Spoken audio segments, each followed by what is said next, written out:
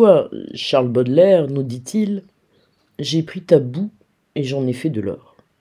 Pourquoi les fleurs du mal? Pourquoi vouloir extraire la beauté du mal? D'abord, allons voir du côté de Dieu, de Satan, de l'ennui et de nous. Pour Baudelaire, l'homme est tiraillé entre Dieu et diable. Il écrit « Il y a dans tout homme, à toute heure, deux postulations simultanées, l'une vers Dieu, l'autre vers Satan. L'invocation vers Dieu et désir de monter en grade, celle de Satan ou animalité, est une joie de descendre, écrit-il dans Mon cœur mis à nu.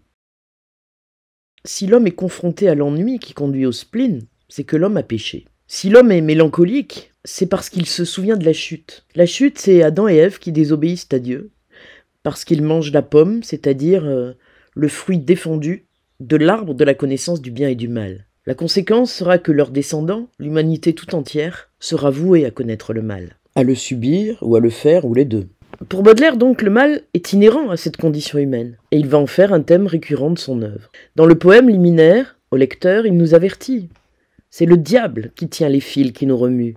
Aux objets répugnants, nous trouvons des appâts. Ainsi, chassé du paradis, l'homme est confronté à l'ennui, un ennui métaphysique. Et le spleen, c'est l'angoisse face à cet ennui, face au temps, à la solitude, à l'impossibilité de trouver un sens. C'est une vision pascalienne de l'homme. Un homme écartelé entre son besoin de spiritualité et son animalité. Pascal, c'est un philosophe du XVIIe qui juge la condition humaine misérable sans le secours de Dieu. Et voilà ce qu'écrit Pascal. « Qu'est-ce donc que nous crie cette avidité, cette impuissance, sinon qu'il y a eu autrefois dans l'homme un véritable bonheur, dont il ne lui reste maintenant que la marque et la trace toute vide, et qu'il essaye inutilement de remplir de tout ce qui l'environne, recherchant des choses absentes le secours qu'il n'obtient pas des présentes, mais qui en sont toutes incapables, parce que le gouffre infini ne peut être rempli que par un objet infini et immuable, c'est-à-dire par Dieu lui-même.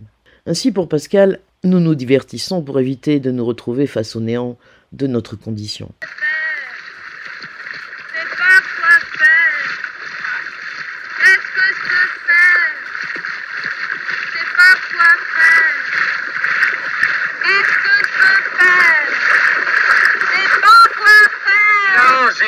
Baudelaire tente d'échapper au spleen par les paradis artificiels ou la poésie ou n'importe quoi d'autre, tout plutôt que de sombrer dans le spleen qui naît de l'ennui. C'est le conseil qu'il nous donne d'ailleurs dans le poème 33 du spleen de Paris. Il est l'heure de s'enivrer pour n'être pas les esclaves martyrisés du temps. Enivrez-vous sans cesse, de vin, de poésie ou de vertu à votre guise. Et l'ennui, Baudelaire nous le présente dès le poème liminaire des Fleurs du Mal au lecteur en ces termes. Mais parmi les chacals, les panthères, les lys, les singes, les scorpions, les vautours, les serpents, les monstres glapissants, hurlants, grognants, rampants dans la ménagerie infâme de nos vices, il en est un, plus laid, plus méchant, plus immonde. Quoiqu'il ne pousse ni grand geste ni grand cri, il ferait volontiers de la terre un débris, et dans un bâillement avalerait le monde.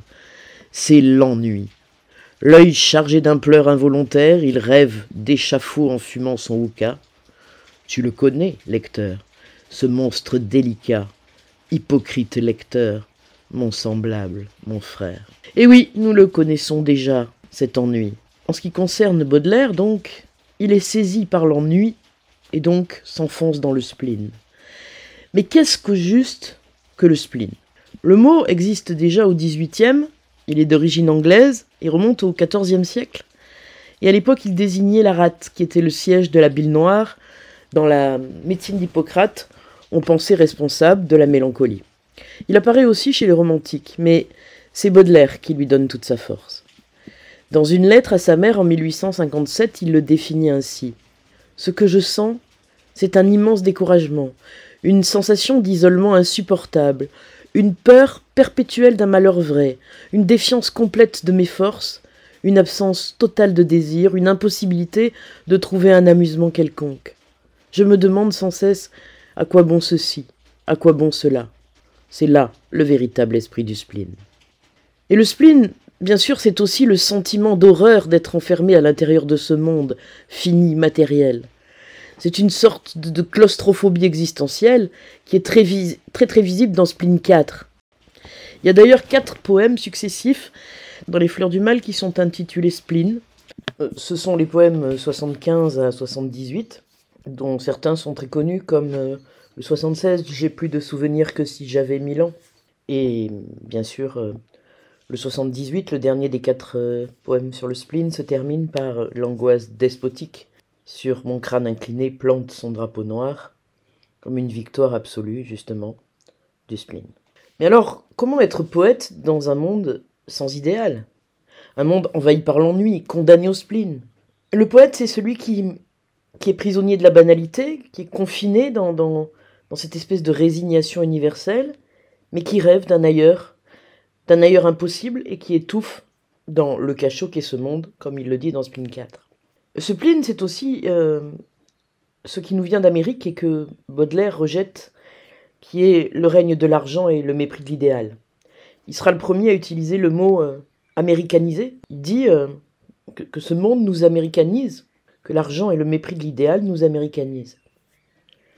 Parce que c'est précisément cette perte de l'idéal qui plonge le poète dans l'ennui.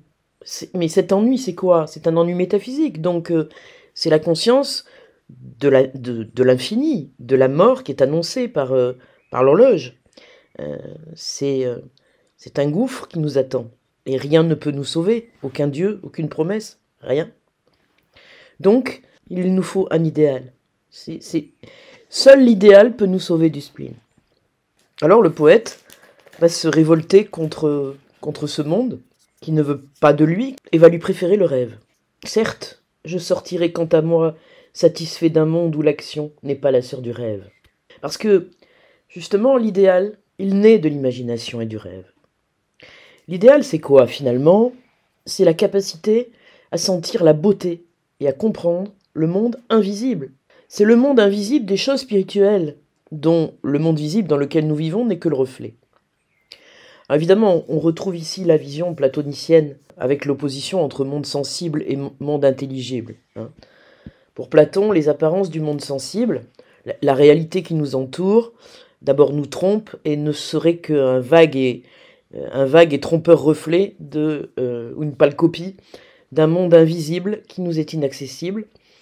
C'est le monde intelligible où tout atteindrait sa perfection, où se trouverait la parfaite essence de chaque chose, de la beauté, de l'amour, même d'un lit. Cela dit, il me semble que Baudelaire s'émancipe du platonisme pour proposer sa propre vision de l'idéal, au cœur de laquelle se trouve le pouvoir du poète. Ce terme d'idéal, il englobe chez Baudelaire tout ce qui est divin, parfait, pur, par opposition au monde matériel. Parce que le monde matériel est corrompu par le mal. Un mal qui peut prendre diverses formes, dont celle dont on parlait tout à l'heure de l'américanisation. Mais en tout cas, c'est un monde qui est dévoré par l'ennui.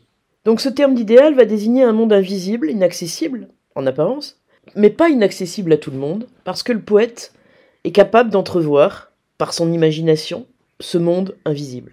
Pour Baudelaire, l'imagination, seule, dit-il, seule contient la poésie, et elle est la reine des facultés.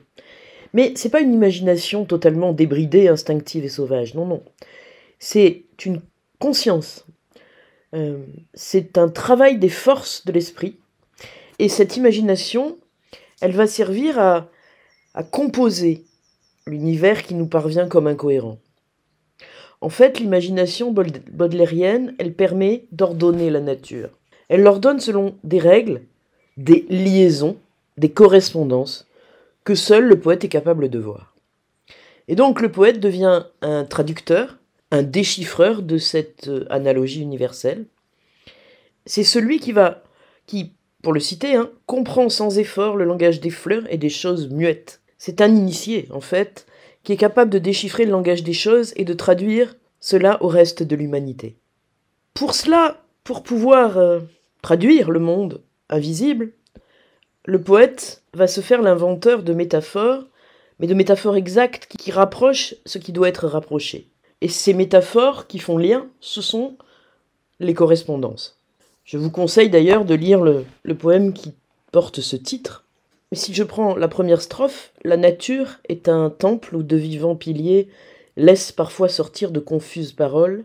L'homme y passe à travers des forêts de symboles qu'il observe avec des regards familiers. Ces confuses paroles et ces forêts de symboles, c'est le poète qui va être capable de les entendre et de les lire. Donc on a dit que le poète était celui qui était capable de voir, qu'il était un traducteur. Il y a le postulat chez Baudelaire que finalement, ce monde qui nous entoure, qui n'est pas perceptible, possède une profonde unité. Et Baudelaire va aller faire des correspondances donc entre le monde réel et le monde invisible par les correspondances qui sont en fait le mélange des sensations qui semblent se fondre ou fusionner entre elles. Toujours dans correspondance, on lit « Les parfums, les couleurs et les sons se répondent ». Et ce sont ce qu'on appelle les synesthésies. Une couleur va se mettre en lien avec une émotion. Alors, si ça peut fonctionner, c'est parce qu'il y a correspondance entre le sensible, c'est-à-dire ce qui nous arrive par nos sens, et le spirituel.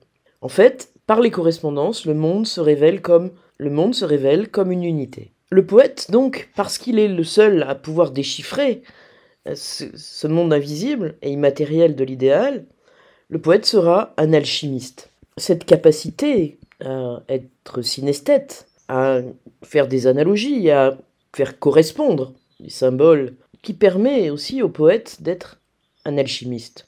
Au Moyen-Âge, on considérait les alchimistes, enfin on accordait aux alchimistes le pouvoir et le savoir de transformer des métaux comme le plomb en or. Mais plus symboliquement, évidemment, l'alchimie, c'est donc de rendre au monde matériel sa perfection perdue, parce qu'on va y faire resplendir la beauté et la spiritualité. Et la poésie va être, par excellence, pour Baudelaire, le moyen de faire resplendir la beauté et la spiritualité dans le monde. C'est ce qui va le pousser à extraire la beauté du mal. Le mal ici, bien sûr, c'est le péché, originel, mais c'est le péché, la souffrance. Et il écrit donc dans l'ébauche d'un épilogue pour la 2e édition des Fleurs du Mal, en 1861, « Ô vous, soyez témoins que j'ai fait mon devoir, comme un parfait chimiste et comme une âme sainte, car j'ai de chaque chose extrait la quintessence, tu m'as donné ta boue et j'en ai fait de l'or. » Le moyen pour Baudelaire de sauver la poésie, c'est justement d'aller chercher la boue, c'est-à-dire la laideur, dans la laideur du monde, d'aller chercher dans la laideur du monde ce qu'il reste de beauté. Et donc il faut aller chercher dans le mal. Dans le mal, le poète va cueillir les fleurs nouvelles de la modernité, d'où le titre aussi, Les Fleurs du Mal. Donc Baudelaire choisit de plonger dans la laideur du monde pour y trouver une beauté nouvelle et de l'or dans la boue de ce monde. Alors c'est évidemment ce qui fait toute la modernité du projet baudelairien, parce que Baudelaire est un moderne, et il écrit quelque part « Celui-là seul sera le peintre, le vrai peintre, qui saura arracher à la vie actuelle son côté épique. » Il faut plonger dans la vie actuelle, même si elle est source d'ennui, qu'elle favorise le spleen, qu'elle est pleine de mal et de laideur. Il se donne comme fonction, et il le dit au lecteur, de donner à voir dans un miroir sinistre, comme par exemple un poème comme La Charogne, l'horreur de la vie, le spleen, le mal que chacun porte en soi. C'est hypocrite, lecteur, mon semblable, mon frère.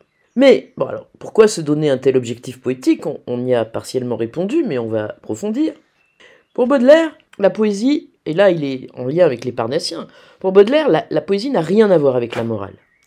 Le vrai, le beau et le bien ne communiquent pas. Chacun a son domaine, et pour lui c'est une erreur de penser que le beau est en lien avec le bien. Ça a été le cas, par exemple, avec les classiques, qui liaient intimement le beau et le bien. Baudelaire, lui, considère que la poésie n'a pas la vérité pour objet, qu'elle n'a qu'elle-même. Cela dit, elle n'est pas un discours clos sur lui-même. Il n'est pas... La poésie baudelairienne, elle parle du monde, mais d'un monde dont la laideur est transcendée par la beauté du verbe, par, justement, l'alchimie poétique. Donc, un objet considéré comme immoral peut être beau, va être rendu beau par l'alchimie du verbe. C'est donc le langage poétique qui va conduire l'homme vers la perception du beau. Maintenant, il faut savoir que chez Baudelaire, le beau est défini d'une manière assez particulière, assez neuve, puisque d'abord, Baudelaire affirme que le beau est toujours bizarre. C'est son immatriculation, sa caractéristique, dit-il, dans Curiosité esthétique. Donc, pour lui, enseigner le beau et les canons du beau et les règles du beau, c'est une hérésie. On ne peut pas l'enseigner, parce que le bizarre est nécessaire au beau. Et puis, la seule réponse au mal, puisque l'homme est condamné au mal, hein, c'est la beauté. C'est d'extraire la beauté du mal. Et c'est l'objet de son travail poétique, hein, d'où, une fois encore, je le répète, le titre oxymorique des Fleurs du mal. Il écrit aussi: c'est cet admirable, cet immortel instinct du beau qui nous fait considérer la terre et ses spectacles comme un aperçu, comme une correspondance du ciel. C'est à la fois par la poésie et à travers la poésie, par et à travers la musique, que l'âme entrevoit les splendeurs situées derrière le tombeau. La fonction de la poésie sera pour lui de combler l'aspiration humaine vers une beauté supérieure. C'est notre besoin de spiritualité que la poésie vient combler. Mais la poésie de Baudelaire ne se sépare pas de son expérience vécue. Les Fleurs du mal sont un livre, sont une confession, et c'est comme ça qu'il le présente. Il dit lui-même: faut-il vous dire, à vous qui ne l'avez pas plus deviné que les autres, que dans ce livre atroce, j'ai mis tout mon cœur, toute ma tendresse, toute ma religion travestie, toute ma haine. C'est la vie terrestre, sensuelle, qui intéresse Baudelaire. Mais cette vie le déçoit. Elle ne lui donne pas ce qu'il en espère. Et donc, il y a une frénétique recherche de l'idéal.